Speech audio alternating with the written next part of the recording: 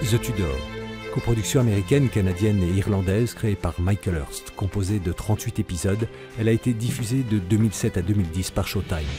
La série raconte de manière romancée et librement adaptée de la réalité historique la vie d'Henri VIII d'Angleterre, son règne tourmenté et ses mariages successifs.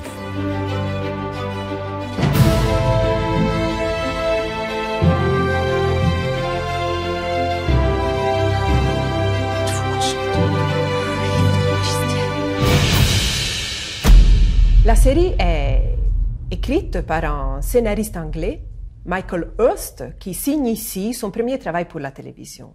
Dans les années précédentes, Michael Hirst a été le scénariste de 2 films sur Élisabeth Ier.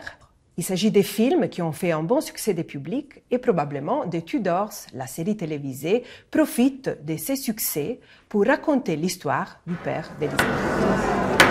Levez-vous tous pour le roi! Majesté. Majesté. Votre Majesté. Le roi Henri VIII avait 6 femmes. Une est morte, une a survécu, de 2, il a divorcé, et 2 ont eu la tête tranchée. Les historiens considèrent qu'Henri VIII est à l'origine d'un changement qui marque la fondation des États modernes, et le règne du roi à 6 femmes a joué un rôle tout à fait important dans cette histoire. C'est un roi que la tradition populaire associe à une figure d'ogre terrible, une sorte de barbe bleue, un serial killer de 6 femmes. Ce qui s'est passé, c'est votre faute. Votre faute. C'est vous qui m'avez poussé à l'épouser. Et elle dialogue, cette série, avec toutes sortes de références culturelles.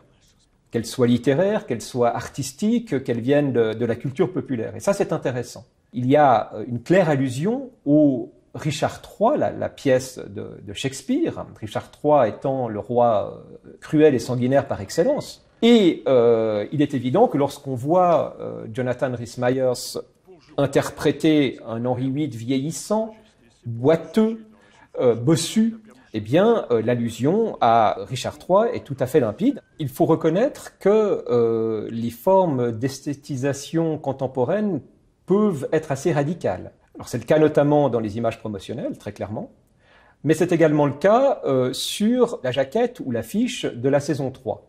L'image est la suivante. Le roi est assis sur un trône composé de corps qui s'apparente davantage à une création artistique contemporaine qu'à l'histoire du règne d'Henri VIII. En réalité, le lien avec le contenu historique de la série n'est peut-être pas là où on le cherche. Le roi assis sur ses corps montre que le gouvernement est un gouvernement absolu, et que le corps de ses sujets sont des corps soumis. Et il faut rappeler que la 3e saison marque un tournant dans le règne d'Henri VIII, puisque ce règne devient de plus en plus arbitraire, de plus en plus despotique, il va finalement sombrer dans une forme de tyrannie. Quand vous regardez cette fois la pochette de la 4e saison, on voit le roi entouré de ses 6 femmes et qui tient une épée dans une main, dans l'autre main, un crucifix. Et là, comment ne pas penser à l'acte de suprématie de 1534, à travers lequel Henri VIII devient chef de l'Église d'Angleterre. Voici l'acte de soumission du clergé à la volonté de votre Majesté. Donc, il y a ces côtés d'interprétation presque iconoclaste, et c'est d'ailleurs sur ce côté interprétatif que certains historiens se sont exprimés d'une façon positive, en soulignant qu'il y a des personnages pour lesquels la série a effectivement su donner une complexité qu'un historien aussi peut apprécier. Donc il y a toutes sortes d'allusions culturelles qui font sens, qui interrogent également la manière de se représenter l'histoire et sur lesquelles malheureusement on ne s'arrête pas assez souvent et qui ont une signification importante.